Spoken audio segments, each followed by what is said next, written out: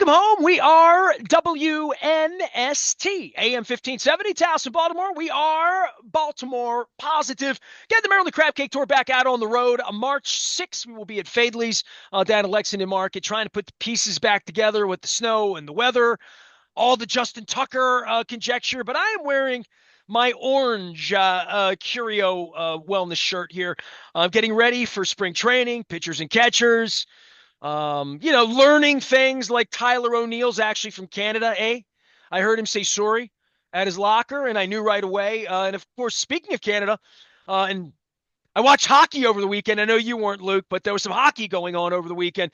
The Orioles will open the season in Canada, and I guess our eyes turned to Anthony Santander on opening day, and they actually opened the season at the end of March. It's kind of weird, but they're back on the field. They'll be playing baseball games by the end of the week. They will, but I'd be remiss if I didn't mention I actually checked out U.S. Canada on Saturday night. I mean, let's face it. This is not, if you're a baseball and football guy like me, this is not a good time of year because football's over. Baseball, we don't even have spring training games for, until this coming weekend. But yeah, I checked that out. What, 3 fights in the first 10 seconds? That was one of the wildest things I've ever seen. But I don't want It to. looked like Slapshot to me, and like as a guy, and I plugged last week that I had It covered. was fun though. I covered an NHL All-Star game in 1991 at the Pittsburgh Igloo in Pittsburgh, and it was Lemieux and Gretzky, and it was 16-14 open ice, Yeah. it was one of those. That's what it was. But the NHL All-Star games had all of these different phases. I don't even really understand what the hell they're doing. Leonard tried to explain it to me last week. I'll ask him again. But I went to the fights and a hockey game broke out. Kind of, yeah. Yeah, on a simplistic level, and look, I don't want to spend much more than a minute or two on hockey because I will be exposed for not knowing anything about hockey. But from my understanding is what it's a tune-up for NHL playing in the Olympics next year, right? Right. So they figured the All-Star game stinks. I mean, the NBA tried their format, which I couldn't even watch because the court just looked terrible. I watched the SNL 50th anniversary thing, but it seemed like it was fun. As someone who's not even a novice hockey fan. I know the basic rules. I could name a few players in the league, and that's about it. Like seriously, that's all for me. But I enjoyed it. I watched not the entire game on Saturday night, but I watched a lot of it, and it was fun. But yeah, it sounds like it's just a tune-up 1 year thing to go for to tune up for the Olympics next year. But We're going to talk baseball, but before I just indulge me in one piece of comedy. I haven't watched the Terps play basketball all year, and mhm, I've got 5 people on my timeline that still watch it. You and I went down there and were treated well enough that we don't go anymore. But they had this big game against Iowa on Sunday, and I saw it, and people were on the timeline, and Scott Van Pelt, we got to get people there and all that. And I saw how embarrassing last Valentine's Day was when nobody went to the games and like all that. So I looked at it. It just caught my attention on Sunday afternoon that they were playing, what time they were playing. They're 25th ranked, whatever. The NIL is just sort of. By the way, Towson had a big game too. Pat Scarry, they had a big win the other night. Towson's playing great. I almost Yeah, went to that game. Like just Pat Scarry and I were there. So it's not like I'm out of the loop in all of this. It's just when you're sitting here talking about it because nobody yeah. else is talking about it. So I'm not talking about it. So I'd rather be talking about a Cup of Super Bowl or spring training or, the Orioles, whatever it is, right? But the Terps played, and I swear I went down to do my dishes to get some, my wife was taking a nap. I was doing some stuff, and it was like 4:35 in the afternoon, and they were losing by 4 points. I watched the last 5 minutes of the first half, and they were losing. And I'm like, okay, I went downstairs to like make a snack. I think I made some food. And it took me a little longer than I thought. Like I was tarrying like a half an hour. I'm listening to some White Snake or whatever. And I finally make it back to the TV and I have my food. Like I made my food and I sat down. And by the time I got back, it was 91 to like 58. I'm like, what the hell happened? I mean, it was Yeah. like I did the math on it. I'm like, I wasn't paying. I swear to God, I was in the other room. I wanted to watch the last 6 minutes of the game. I thought, it's Terps. It'll be a run and another run. And when I get back upstairs, it'll be a 5 point game. Maybe the Terps will be up by a couple. And it was a 35 point game. I don't know what happened, but like, I missed it. Yeah, well, to give you the thumbnail, and then I promise everyone listening, we are going to talk baseball. It's But just to okay. give you It's give spring you a training. We're thumbnail, just getting warmed up. Yeah, right. I mean, there's only so many ways you could say, oh, best shape of his life. The ball I'm looks great coming out trying of to his hand, all pronounce that. the Japanese guy's name. I'm working on that. Okay, so I'm working on Tomoyuki Sagano. There you go. it. But no, Terps on Sunday. First of all, give some love to Towson. They're playing fantastic basketball. Hoping they get in the NCAA tournament. I mean, they Pat Scarry. That's a good team. Terps. You look at it from a metric standpoint. When you look at some of the different analytics rankings and everything, I mean, they're good. And as I watched them the last 2, 3 weeks, uh, they absolutely have the talent to make a run. Now, people will point to the bench depth, and I mean, even on Sunday, they scored 101 points, 6 points from the bench, right? I mean, that they play their starting five and they play their subs, but their subs don't do a whole lot in terms of scoring. But when you're talking about Derek Queen and Julian Reese, you have two bigs like that. I'm a big Rodney Rice guy. I mean, of course, Jacoby Gillespie's been fantastic for them, running the show. But I mean, they're playing well. And I think Sunday specifically, both teams shot the heck out of the ball in the first half. Iowa, I mean, kind of over their head a little bit. I mean, the Terps were too, in terms of just how well they shot. I think both teams were 57 and 58% from the field in the first half. But the thing that really made me take pause and saying, I think the Terps are going to be okay in this game. Iowa shot the heck out of the ball, and the Terps had turned the ball over a ton, and Iowa had scored points off of that, yet they only led by 4 at halftime. You look at that and you say, okay, is that really going to continue for a team that's on the road? Well, long story short, to your point, if you were late tuning back into the second half, Maryland And I just was. completely boat raced them, ran them off the floor in the second half. What, 54 points to You know what 24? kind of struck me is I came in and I sat down. It was 6 minutes and five. It was 91-50. It was crazy, Oh right? yeah, they really caught off the dogs at the end. They could have scored. I mean, if they'd really kept their foot on the gas, they could have scored like 115. I I was mean, it kind was of crazy. shocked that the place wasn't more raucous. Yeah, By the time I came up, I'm like, 30 point run here. yeah, The run, like, I just thought the place would be on fire, inferno, whatever. And it wasn't like that at all. I mean, just it ain't the way it used to be back when I was a kid. That's all I'm going to say. All right, Luke yeah. Jones is here. I don't want to belay you. Have anything you more on the Terps before we go to baseball? Just Because I want to do just baseball. they're fun to watch. They, unlike last year, they have shooters. They can shoot from the outside. And when you have two bigs, I mean, Derek Queen, I mean, he's an NBA talent. I mean, he's going to be in the league. He's going to be in the NBA at this time of year from now. So enjoy him while you can. But they, I'm not ready to say that I think this is a Final Four team, but I'm very firm in thinking they if they get a decent enough draw, they should be playing the second weekend of the tournament. I'll be disappointed if they're not. Let me All right, put it now I got that to way. figure out when the tournament. So I got to go do the yeah. math on all this. So So now that I've been now that awakened I've to said that. that, they're going to lose 3 of their next 4, and you can blame me. That's okay. Well, look, I would awaken you to hockey in April, except you'll have baseball, and Yeah. it's what you do anyway. All right, so baseball started. Hmm. No, I do not have my press credential back to answer everybody's first question at the bar at Costas on Saturday night. I no, I just do what I do, and I'm going to continue to do what I do as well as I do it. The pitching and the injuries, and we talked about the kid they acquired in the Marlins deal last year and where that's going to be, and their confidence in Elias's early confidence, and we have more pitching than we had last year. uh I don't know. I mean, No.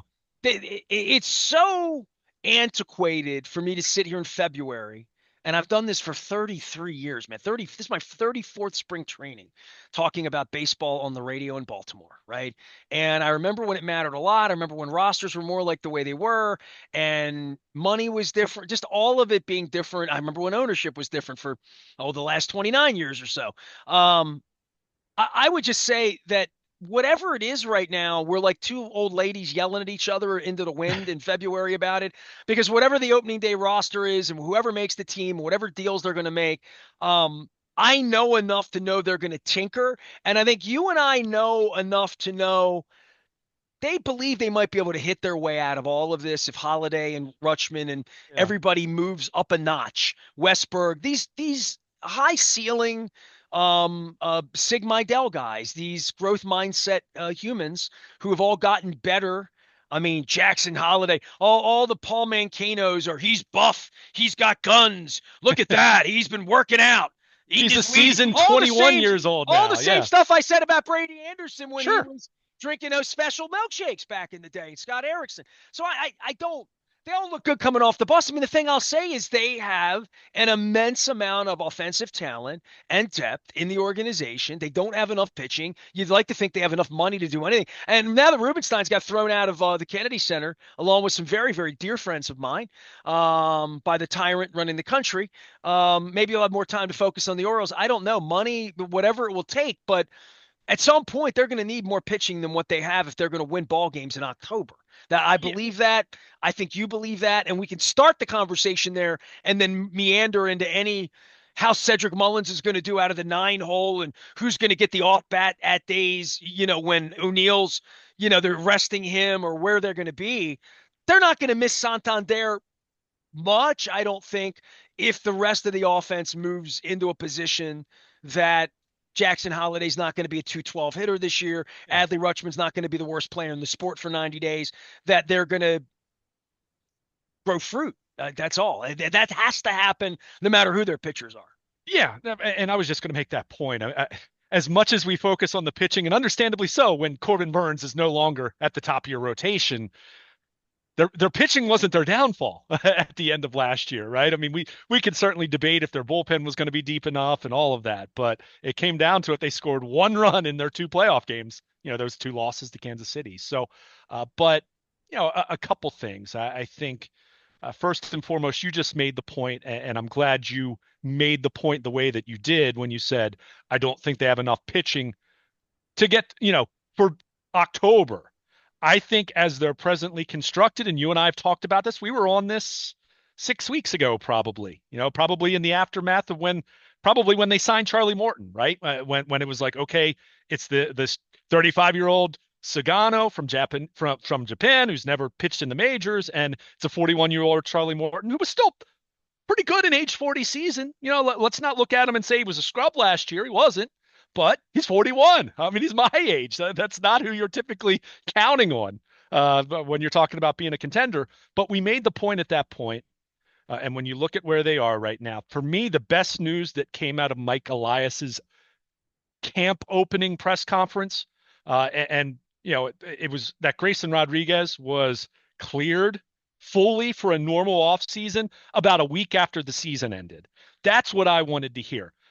I think for as much as we hear the narratives of, the smell of the grass and pitchers and catchers have reported and hope springs eternal and all those things that us baseball fans, all the romantic junk that we get all misty about, right? That even talking about bad teams, if this goes right and this goes right, they have a chance. There's angst at the beginning of spring training, especially in this day and age with arm injuries, with elbows and shoulders and workloads and guys ramping up from the off season. Think about it. At this time a year ago, all the excitement about Corbin Burns, what happened on the first day of spring training? It was the buzzkill that Kyle Bradish has a UCL injury and he's not going to be ready for opening day. And yeah, we're optimistic, and we gave him a PRP injection a couple weeks ago, and he's responding well, and we think he'll be throwing and starting to ramp up, and we're confident he's going to pitch this year.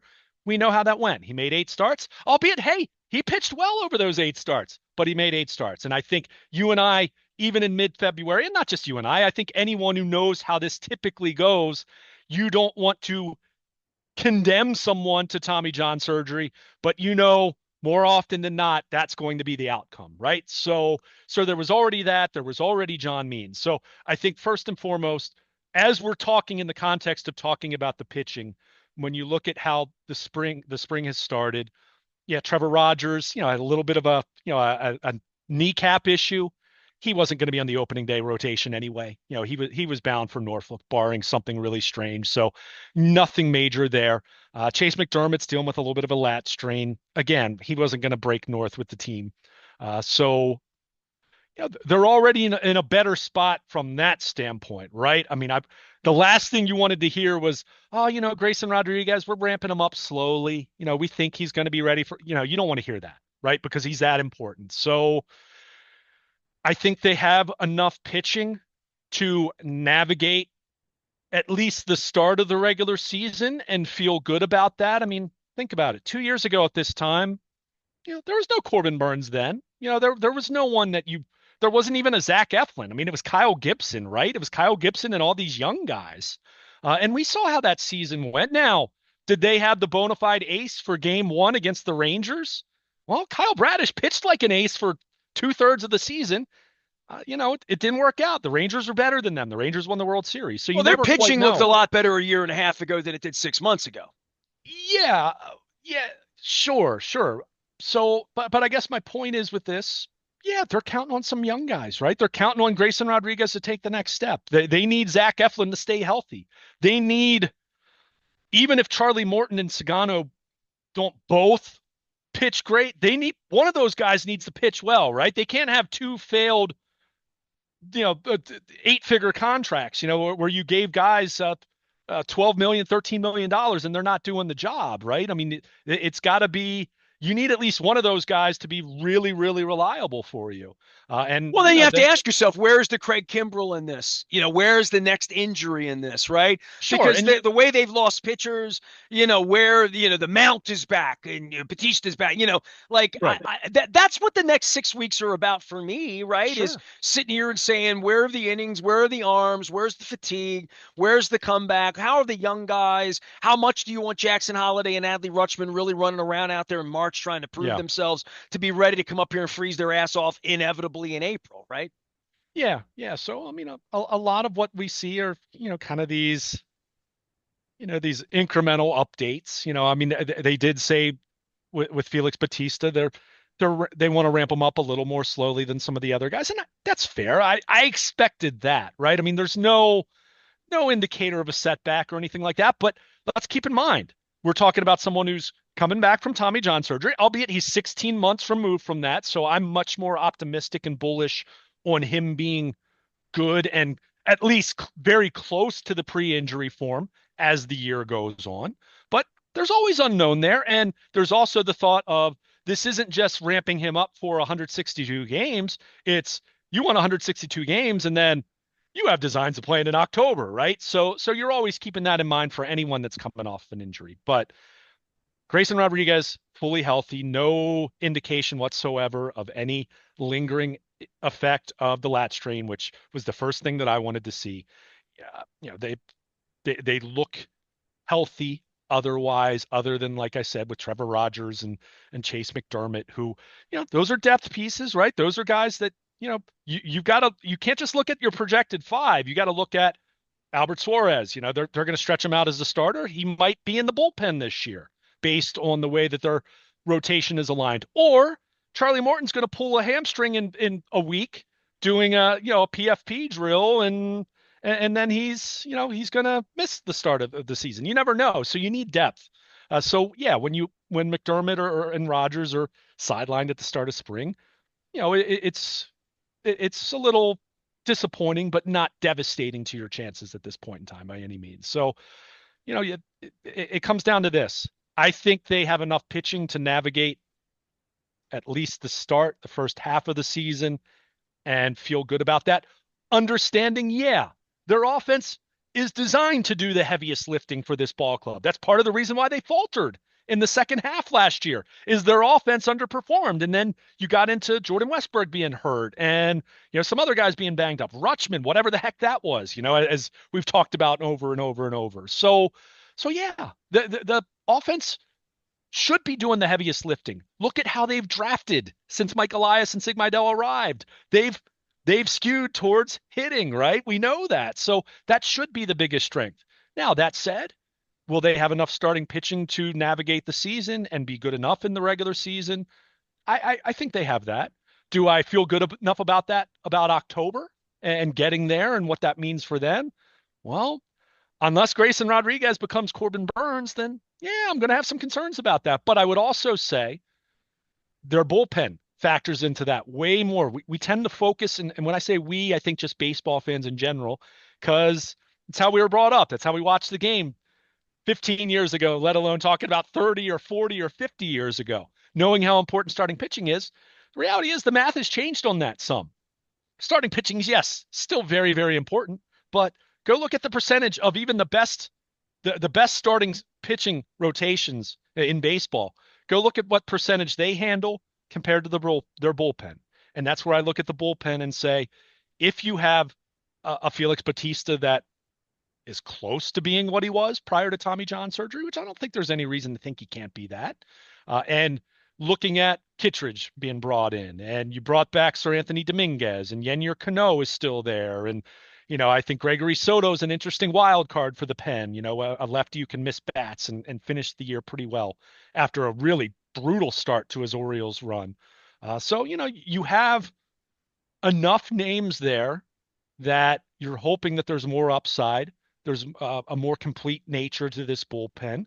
Understanding that, yeah, you moved on from Danny Coulomb. And I still think the big question there was, I think the Orioles doubted the health of his elbow when he came back and his velo was down and all that. But you're still moving on from someone who did a lot of good stuff for you out of the pen the last couple of years. So, long story, to kind of answer your premise to respond to it, I'm in agreement with you. I think another move needs to be made, whether it's this week, 2 months from now, or at the trade deadline to go get that. Even if it's not a bona fide number one, at least someone that you say, okay, that guy definitely fits in somewhere with Grayson Rodriguez and Zach Eflin, right? However you want to rank them, 1, 2, 3, you need a top three like that. And then we can talk about Charlie Morton and Dean Kramer and Sagano and Cade Povich and Chase McDermott later in the year, or whoever you want to talk to, Trevor Rogers by then. But they're going to need another guy like that. I think the interesting acquisition last week that San Diego added Nick Pivetta, and that kind of heated back up the Dylan Cease maybe going somewhere. It sounds like the Padres baseball operations want to hold on to him, but considering the ownership situation there and the perception that they had extended themselves over the last few years to really try to win, is that going to happen? We'll see. Certainly the Orioles rank right there with anyone else in terms of teams that have the assets to make a trade. It's a matter of when the Orioles want to pull the trigger on that. Do they want to do it now, or do they want this thing to play out a little bit? Do they do it in May? If some team gets off to a lousy start and their number one or number two starter is suddenly available, or do you wait to the trade deadline? And at that point, you might have a much more complete picture of your entire team at that point and what you might need or what you might be able to part with, depending on, some of these young guys, right? I mean, we haven't even talked about someone like Kobe Mayo and how maybe he forces his way into the equation. Sam Basayo, the catcher, who the early, if you follow all the social media updates and all the reporters down in Sarasota, he absolutely demolishes the ball. He needs a little more seasoning in Norfolk. There's no question. But if this kid's hitting 330 with 15 bombs in early June, Adley who? Not so much Adley Whom, but like, hey, Adley, move over. We've got another guy, and it might be Gary Sanchez. See you later. I mean, who knows? Again, we're getting ahead of ourselves. But to your point, you get giddy about this because these guys are hitting Right. off of pitchers. They're number 67 and 92, and Sure. And look, and we know a lot of that'll end up not being real, right? I mean, well, spring training's weird. You get 3 at bats, you get it off 3 different caliber pitcher, right? You get an A, right, a double A, and a triple A pitcher, and you're 3 for 3, and it looks good from up here in the box score because it was a B game in Bradenton or whatever, yeah. right? Or you go 0 for 3, but you face 2 major league pitchers and you crush the ball twice. From a actual, like, looking at it with your eyes, you say, hey, that young guy, he squared up so and so really well. Or you hit 2 foul balls that went foul, right? Yeah. Or line drives, right? So and we know that. And look, when I talk about the younger guys, when I'm talking about Mayo, when I'm talking about Basayo, Heston Kjerstad, who I fully expect to be on the 26-man roster, but just how much is he going to play, right? I mean, how's the outfield going to look? I think we all would be in agreement that the projected, quote, regular outfield, Colton Cowser, Cedric Mullins, Tyler O'Neill. But when you consider the platoon splits of some of those guys, I mean, Mullins, based on how he's hit 2 out of the last 3 years against lefties, probably shouldn't start against left-handed pitching. Colton Cowser, I think, is a little more, hey, he's young. Let that play out a little more. I'm guessing Cowser is going to see time in center field when Cedric Mullins is resting against lefties to start games. Tyler O'Neill, his injury history alone, let alone talking about kind of underwhelming numbers against right-handed pitching the last couple of years. He's going to get some days off, right? So everything I just laid out there, plus factor in at bats as a DH, Heston Kjerstad should get regular at bats. Now that doesn't mean 7 days a week, but I don't see any reason why Heston Kjerstad shouldn't be getting 4 starts a week between DH or playing one of the corner outfield spots. I don't. Cowser is probably the only outfielder right now where I would say if all goes reasonably to plan, is the only guy I'd anticipate having a shot to play 155 games, right? I mean, I think the other, and I guess I'm not counting like late inning defensive replacement. Mullins will do that if he's not starting against a left-handed starter. But you know what I mean? That guy's penciled in the lineup just about every day. Cowser's really the only outfielder that I really see being that guy out of that outfield. And So he's got to perform, right? I mean, sure, and right, I'm making an assumption there that he takes the next step in the same way that Gunnar Henderson went from Rookie of the Year to MVP candidate. Now, I'm not saying Cowser's going to make that kind of a so jump, you want to see but Cowser make the Westburg jump, and you want to yeah, see Henderson make the, I don't know what jump he's I going to don't make, know. but I mean, that's the big question. With Gunnar, that's the big question. Is there another jump for him? I was just reading something actually right before we hopped on our current conversation that I was looking at. With so much of the StatCast data, they can track bat speed growth and different things like that. Things that might project to make a player better or might just be an outlier. Gunnar Henderson's bat speed improved from his Rookie of the Year to MVP. Is there another jump? Now, it's not going to be, MVP to greatest player of all time, but it might be he goes from guy that was an MVP one year that suddenly he looks like he's a top 3 or top 4 in MVP every single year. I mean, he could be that guy. He's got that kind of talent. He's still young enough to say that he can still get better, right? So that's what's exciting for someone like him, who I'm not expecting it because he's already become a great player. But when you're looking at their group of players, and that's why I am still very optimistic on someone like Jackson Holliday, for example, who struggled last year, to say the least, right? I mean, really struggled early on, had more success when he was recalled over the summer, but still struggled. But, a year ago at this time, you and I were asking about, is Colton Cowser going to be on the opening day roster?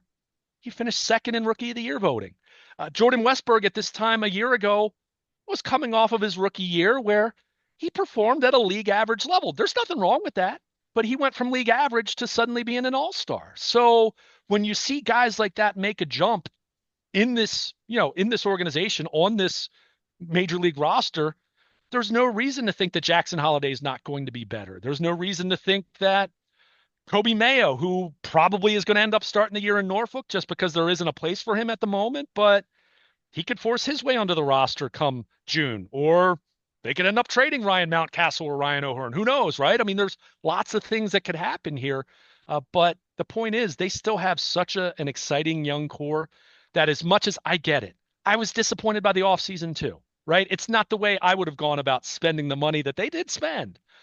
But there's still a lot to really like about this club, and they still have the resources to go out and make a move, whether it's going to be right now, whether it's going to be in May, or whether it's going to be on July 30th, right? I mean, I think they have a high enough floor with the group that they have now that, and I think the overall makeup of the American League is still not so great where you look at this and say, the I, you know, I think it comes down to the Orioles don't even have to be at their absolute very, very, very best, and every player doesn't have to be at their very best, where I still think they're going to firmly be in contention. So as you're doing that, as you're figuring this out, as you're seeing where Grayson Rodriguez is, as you're seeing where Eflin is, as you're seeing where guys like Cade Povich are, right? I mean, Cade Povich, to me, he's not going to be in the rotation to open the year, barring an injury. But go look at what he did in September. He had a good ERA and he averaged over a strikeout per inning. He showed some growth from where he was in July, which in July I didn't think he was a major league starter. Now we'll see, right? I mean, we'll see. So, you get a chance to see what you have. You still can make a move. You have prospects to make moves. So I think they're at this point content to see how it plays out, I think. Now, that said, if we'll plug the WNST tech service, maybe they trade for Dylan Cease a day or 2 days from this conversation. And if they do, we'll reconvene and I'll say, hey, I was wrong. It won't be the first time. But, at this point, as we are getting deeper into spring training, and understanding, going and looking at what happened with like Jordan Montgomery last spring, right? You don't want to have someone that you're necessarily acquiring late in the spring and trying to swim upstream. I mean, that generally doesn't work out too well. But that said, if the right move becomes of it, comes to fruition, and San Diego's asking price is less than maybe it was a month ago if they checked in on Dylan Cease at that point, maybe you make a move. But I think as this team stands right now, even with some of the concerns as far as is the pitching good enough not to get you to October, because I think it's good enough to get them there, whether that's as a division winner as the wild card, who knows, we'll see. But yeah, once you get to October, ideally you want to have a couple horses, right? But that said, I'll still go back to what's your bullpen look like? I said that even last year with Corbin Burns, because I said most of these starting pitchers in October, they're not going 8 innings. They're not going the distance. You're still going to need 5 or 6 guys in your pen where you feel really, really good about them. And from that standpoint, even though I'm not saying that the bullpen is completely devoid of any questions, but I do think there's more upside in the bullpen now than it was a year ago at this time. And again, that begins with Felix Bautista throwing bullpens right now on the backfields and being someone who you expect to have for the duration of the season, which was not the case last year. And last year at this time we were talking ourselves into Craig Kimbrell being good enough, and I think the data showed even going into that. As I was skeptical about just how good he was actually going to be. I didn't think he was going to be as bad as he ended up being, but I do feel better about this bullpen now than I did a year ago at this time. And considering the questions with their rotation, it needs to be really good, right? I mean, it needs to be. It's too important in this day and age when starters aren't going more than maybe 5 or 6 innings at the most. Luke Jones is here. He will be there when baseball convenes and really gets started. I'm wearing my orange shirt, the purple Justin Tucker thing, and I guess Ronnie Stanley and Combine and all that happening. We're going to be playing baseball here this weekend, not for real, for fake. Luke and I are abstaining from fake baseball hey, they play real baseball at the end of March, begin the season in Toronto. Opening day here, of course, slated. Let me get all the dates right here because we got to get all the parties started and get the beer ice down for everything that's going to happen. The 31st of March, and that is no April Fool's joke. The 31st of March is opening day, 3:05 against the Boston Red Sox, the new and improved Boston Red Sox, correct, Luke? Yeah, I mean, hey, you have to give Boston a lot of credit. I mean, they've made moves. They're certainly better. I'm They're not like ready to. trying again, right? Yeah, well, I mean that's been the big thing. I mean, really, from the time that Mookie Betts was dealt, I mean, the thought is kind of like, where are you going as an organization, right? I mean and that's been what that was. Mookie was dealt. Was that 4 years ago? 5 years? I mean, it's been a minute, right? He's been He's a Dodger collected for a 200 while now. million already. Yeah, yeah. So with that Bregman and obviously they've beefed up their pitching. Am I ready to pick them ahead of the Orioles? No, but they've certainly closed the gap. And I think when you look at, if I'm looking at it objectively, how I'm sizing up the division on February 17th, which is worth what? Not much, because we don't know just how healthy all these teams are going to be 6 weeks from now. But I think you have to give the nod to the Yankees at the moment. They're the defending AL champions as well, the division champions as well. But I think the Orioles right behind them, and I think Boston's right behind. Has closed the gap. The Orioles and Toronto. I don't know. I mean, they've been in such a weird spot the last couple of years, right? And I get it. They signed Santander, so makes adds some buzz to Orioles Blue Jays, but they've kind of been the team that their reputation the last couple of winters has been, well, we finished second getting guys, right? They tried to get Ohtani, right, a couple off seasons ago. So where are they? Where are they with Vlad Jr.? Are they going to sign him? And then the Rays. I mean, the Rays are kind of. It feels like they're in a down period, but this is also when every time you feel like the Rays are down, that's when they end up winning 92 games and they're in the playoffs. So, they're for them, it's about getting some of their healthy pitchers back, healthy. And, we know what they went through in the second half of 2 years ago when the Orioles were duking it out with them, with their pitching injuries. So, it's the AL East, right? I mean, we're going to see how it plays out. The Orioles, the pitching is the big question, but I'll take the Orioles position talent against anyone else in the division. The Yankees, I get it. They've added some veteran names, some recognizable names, but these are guys on the other side of 30. Are they going to hold on? I mean, Giancarlo Stanton, I see, is already dealing with elbow issues, and I mean, the Yankees have a lot of guys that on the wrong side of 30 that they're counting on. Now, in fairness, if I'm being objective here, the Orioles are counting on a 35-year-old who's never pitched in the majors and a 41-year-old in their rotation. So, yeah, the Orioles are dealing with some of that too, but I'll still go back to the upside that they have with their position talent. And understanding that, no, that doesn't mean everyone's going to be better than they were a year ago. But, if you kind of look at the trend of the last couple of years, the jump that Gunnar made, the jump that Westberg and Cowser made last year.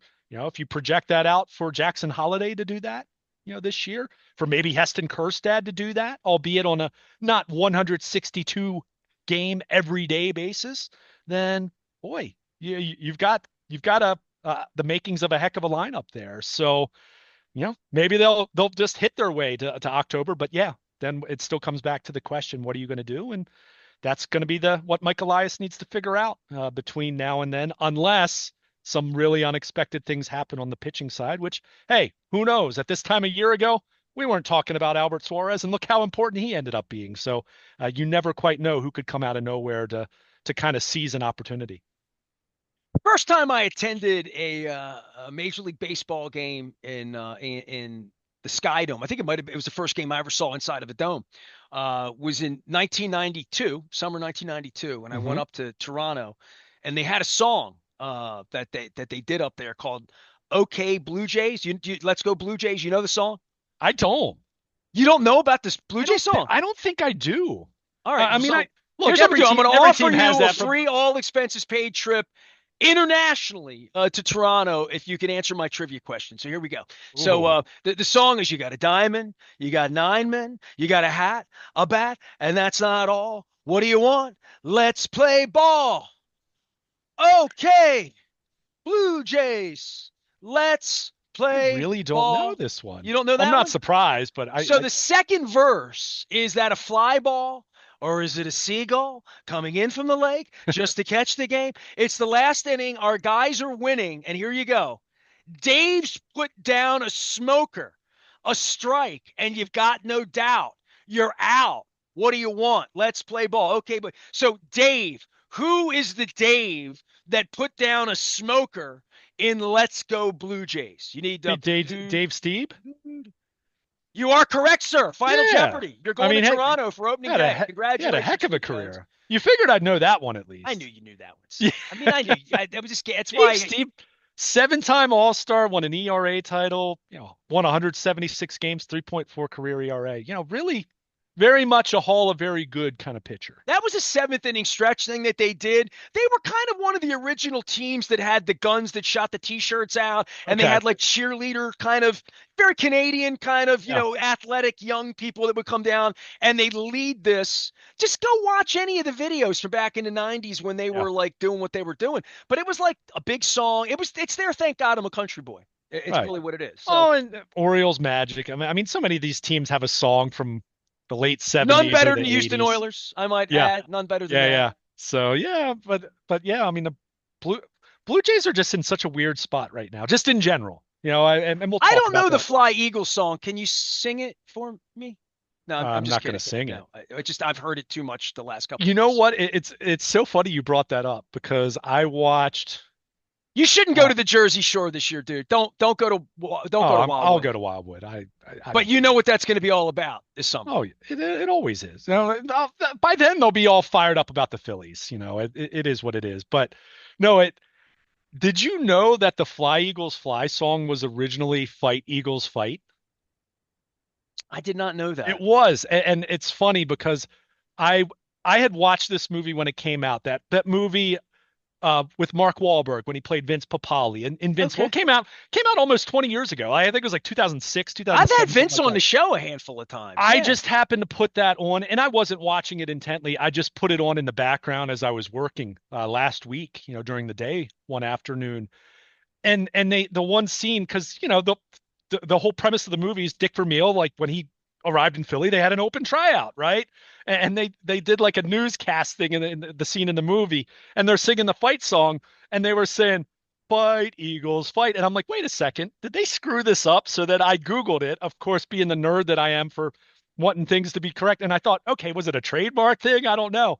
No, they actually way back when it was Fight Eagles, fight, and then I think in the 80s or something when they brought it back, they changed it. They I'll say they this. I was a modernized it. season ticket holder from 86 to 92. I saw people referencing Rich Kotite last week.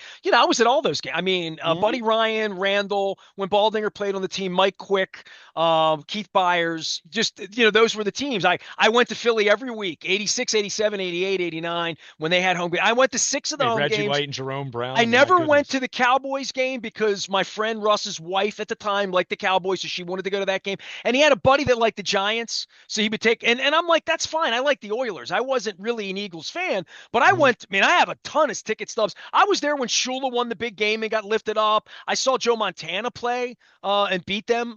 Beat the Eagles up there. So that era, they never played that song, dude. That song was not even a part of any. I never heard that song in my life until Yeah. 10 years ago, whenever they sort of the modern era playing it back. Yeah, I mean, I think that maybe they brought that back during like maybe the start of the Andy Reid era. I don't know, but yeah, it's just funny you brought that up because I literally was thinking about that last week as I put that movie on. Again, I just put something on a streaming service just to have something on in the background, and I heard them say "Fight Eagles, fight." I'm like, wait, what?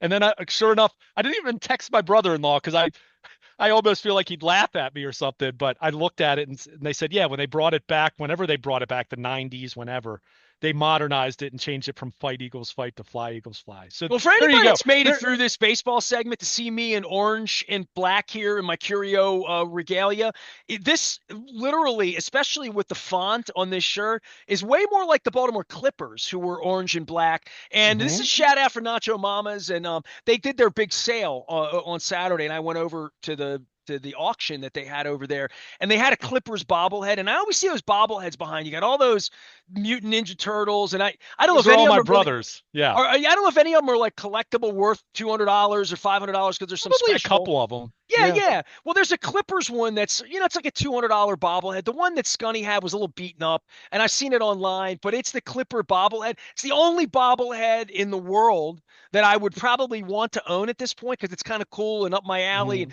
Mhm. I got involved in an auction for a pennant with the old Clipper guy with the beard, the orange Yeah. beard. It looks like the Gordon Fisherman. But the reason I even bring this up is the Clippers fight song was fight, fight, fight. And I'm wondering, like in the modern era, could you do that at a hockey game? And then I saw what happened the first 10 seconds of the real hockey game last And you weekend thought, yeah, in a you can. friggin' all-star game. So, the whole thing about fight, fight, fight, it's like why the bullets aren't the bullets anymore. Bullets, bang, bang, guns, Yeah. murders. We don't want that. We need to move away from that brand. That was Susan O'Malley 30 years ago to no longer have the bullets. And it was Baltimore bullets was alliterative and the bullet had to do with trains and like all. So Yet they'll wear the throwbacks, right? well, I mean, I don't know where we are with Indians and Redskins and Orangemen and Guardians and like all the names and commanders and all the things that we have to do in order to massage things. It would seem to me that in Philadelphia, where it was violent, it still is. Fight, fight, fight didn't work they had to fly, fly, fly, and Eagles fly anyway. So somebody like you would say, like, why would they write it that way? And I'm thinking the Clippers fight song was fight, fight, fight, just like the Yeah. Eagles fight, fight, fight, right? I don't know if you can even fight, fight, fight anymore. I don't know if you're allowed to do that. Yeah. That's where I'll abstain from commenting too harshly, but that's one of those where I'm just like, come on, it's words in a song. We're We gonna can get out also there. We're we gonna kill also them. understand we We're gonna also kill them. We're gonna understand assault them. We're gonna go to war. can We're gonna we do. We're gonna understand do what all that, right? figurative So, language right, is? Can yes. we understand not everything needs to be taken literally? Anyway, I I'm under digress. assault. Someone called me a name. Yeah. Again. It's amazing. Like since this guy became president again, and it's baseball season, how many names I get called on the internet. By the way, somebody on Facebook wrote me "f you" like out and shared it, and I complained to the community, and they wrote me back, "Nah, that's okay." I'm like, Hmm. okay, Okay then. that's something. We're evolving as a society. Either way, baseball season is coming. Either way, I'm evolving and eating more crab cakes. We're going to be down at Fadley's on March 6th, the day after my father's birthday, which I'm looking forward to. Speaking of my father's birthday, March 5th is my dad's birthday. I know you just celebrated the life of your father last week as well, Luke. March 5th is John Miller, not John Miller, not that John Miller, the author. Hmm. Wall Street Journal just did a big book on Earl Weaver. He's going to be Yeah. speaking at Enoch Pratt with John Eisenberg, who also writes books and is our friend. If I could do anything, I advise all of you to read books. Don't do what the man did. And by the way, I told this story wrong to you, Luke, in the other segment. We went to Costas for dinner Saturday night. We sat right at the bar because we always sit at the bar. Karen's there, Maggie, all the people we like, John Corsi, everybody's there. Sit down. People every table that I sort of knew or knew me or yelled at me or whatever. Not the lady in the Make America Great hat in the corner. She didn't know me, and it's okay. So, but we're at the bar, and the man next to me doesn't say a word to me, and Pete comes up and talk. I went to the bathroom, and when I came back, he and my wife were in a conversation. And they were like way into the conversation about my career and like he knew who I was. He'd been sitting next to me half an hour, didn't say a word. But I come back and then we talk and he said to me, "Hey, I got your book." And I'm like, "Oh, thanks." I said, it's a shame I had put 4 copies of Purple Rain 1 in my car to give to Jermaine and Jamal last weekend at the Super Bowl when I saw them. And I didn't like bring them in. I didn't feel like carrying them around. And it was cold as hell. And I'm like, they're in my car. I'm like, here he had Purple Rain 1. And I'm like, man, that's what I have in my car. If you didn't have it, I would give you Purple Rain too. He's like, oh, that's all right. So we left. I don't remember the man's name. He was I won't give his name because I don't want to insult him. But the next morning, my wife said, "You know that guy last night that we sat next to?" I'm like, "Yeah, yeah, guy had my book." She's like, "The first thing he said to me is he didn't read it."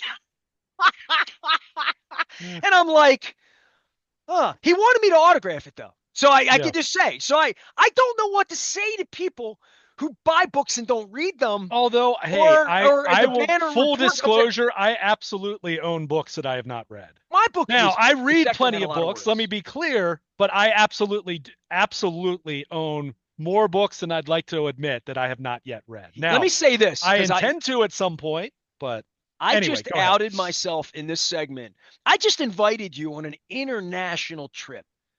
Toronto, it's lovely in March. Come on in. Still hockey season.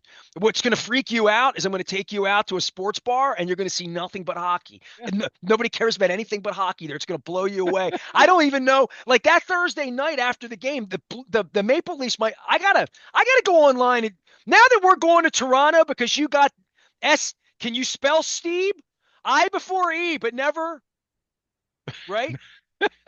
It's like believe, Steve, right? You got to E Yeah. before the I, right? It's irregular. Um, and in Toronto, if you have a color or ask for a favor, you have to add the UR. They go British spelling up there. I Yeah. expect all blogs to reflect that. So we're going to go up to Toronto and be a part of this thing. I'm excited about this. You got me all worked up for like hockey season in Canada here. It's going to be good. Well, it's that. And keep in mind, the last time you were there, I mean, they've done a lot of renovations to Rogers Center the last few years, so it looks quite different. Well, So I'm not it's getting gonna be us a fun. room in the hotel. I know what happens up there. I've seen that before. Luke Jones is here. We're going to Toronto. Who wants to go with us? Get a passport. Let's all go to Toronto and have fun and freeze or whatever. But you and I are going to have fun. And I should say this about books. This is where I'm going to throw myself on the full. And next time we get together, I'll bring him in here. I had Rick Emmett on the show last year. And Rick Emmett, of course, the singer songwriter from Triumph. Lives in Toronto. He's a professor, the whole thing. Huge, crazy big baseball fan. His brother passed away tragically and requested his dying request was to scatter his ashes at shortstop at Memorial Stadium. I'm not like, Wow. so Rick Emmett's book, Lay It on the Line. I mean, if you want to see a great segment, go watch my Rick. It's 2 segments. It was a lot of baseball in there, a lot of baseball. He loved Hmm. it. And he invited me to a game and we talked. So I'm going to make an entree to Rick Emmett. And then, of course, Rick Emmett has Getty Lee in his phone. Like I know this to be factual, right? So Getty has a book coming out this year on baseball. You know this, right? He's doing a I've big heard book on that. Yeah. baseball. Yeah. Yeah. Yeah.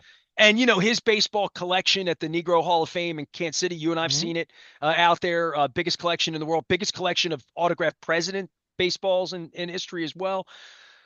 I think Getty's going to be at opening day, right? I mean, right? You would think, right? You would think so. He's I not on mean, tour. I know that.